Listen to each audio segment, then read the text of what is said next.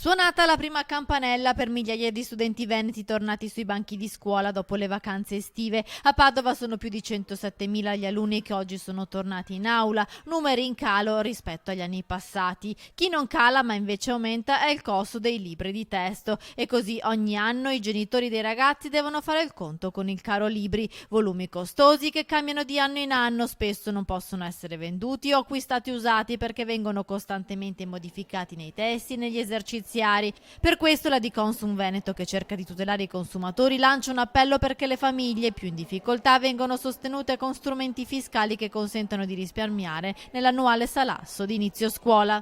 Laddove non ci sono i libri usati, noi da un bel po' di tempo abbiamo lanciato una campagna di sensibilizzazione affinché il costo dei libri scolastici siano è possibile detrarli dal reddito, quindi detrarli dal 730 delle famiglie. Credo che sarebbe un gesto sociale di alto livello e risponderebbe a una sensibilità alla cosiddetta buona scuola. Un intervento che dovrebbe tenere conto del reddito delle famiglie, continua Di Consum. Fino a un certo livello scolastico dovrebbe essere massiva la cosa.